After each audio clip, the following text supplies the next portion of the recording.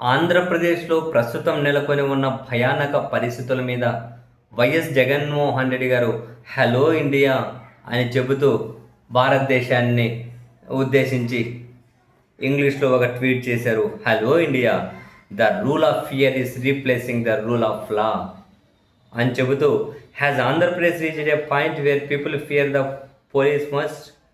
అంటే జగన్మోహన్ రెడ్డి గారు ట్వీట్ ఏమంటారు అంటే, ఆంధ్రప్రదేశ్లో ప్రజలు ఇప్పుడు పోలీసులకి ఎక్కువ భయపడే పరిస్థితి వచ్చిందా అని ప్రశ్నించుకుంటూ ఏపీలో భయపెట్టే పాలనకు ముగింపు పలకాలి అని చెబుతూ కస్టడీలో మరణించిన గాదె సాయికృష్ణ మృతదేహాన్ని పోలీసులు రహస్యంగా దహనం చేశారన్న ఆరోపణలు కావచ్చు, పోలీసుల వేధింపులు భరించలేక సెల్ఫీ వీడియోలో ఆరోపణలు చేసి క్రాంతికుమార్ ఆత్మహత్య చేసుకోవడం కావచ్చు, ఆంధ్రప్రదేశ్లో చోటు చేసుకునే ఇలాంటి వరుస ఘటనలు ఒక్కో విషాద సంఘటన మాత్రమే కాదు, టీడీపీ కూటమి ప్రభుత్వం అమలు చేస్తున్న రెడ్ బుక్ పాలన పెంచి పోషించిన ప్రమాదకర సంస్కృతికి ఇవి ఫలితాలు అని చెప్పి ట్వీట్ చేసిన జగన్ ఈరోజు ప్రజలు ఒక ప్రశ్న అడుగుతూ ఉన్నారు. పోలీసులు భారత రాజ్యాంగం ప్రకారం పనిచేస్తున్నారా లేక చంద్రబాబు నాయుడు రెడ్ బుక్ ప్రకారమా?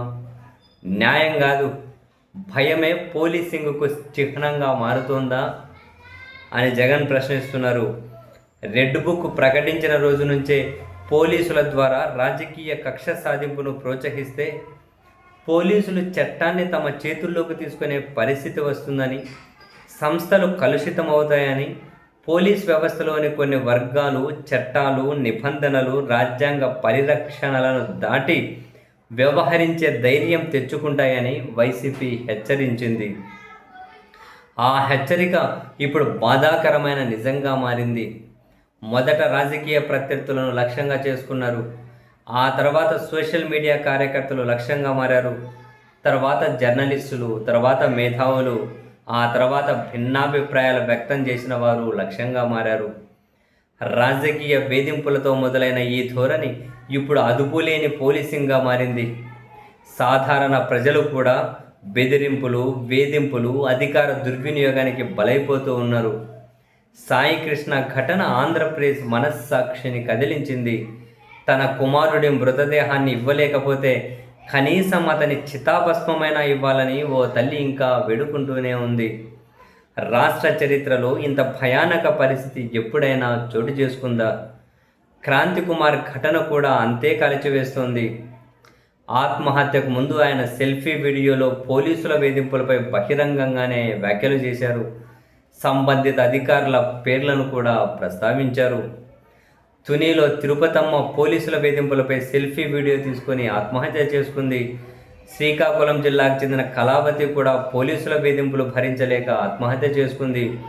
కర్నూలు జిల్లాలో దళిత మహిళ గంగమ్మను విచారణ సమయంలో పోలీసులు హింసించడంతోనే ఆమె మరణించిందన్న ఆరోపణలు వచ్చాయి. తర్వాత ఆమెను రహస్యంగా ఖననం చేశారని, ఘటనపై న్యాయ విచారణ జరపాలని కుటుంబ సభ్యులు కోరుతున్నారు. ఇలాంటి ఘటనలు మళ్ళీ జరిగితే అవి యాదృచ్ఛికాలు కావు, ఆందోళన కలిగించే ధోరణికి అవి నిదర్శనంగా మారతాయి. ఇదే సమయంలో పోలీసులు అతిగా వ్యవహరించడం నిత్యకృత్యంగా మారింది.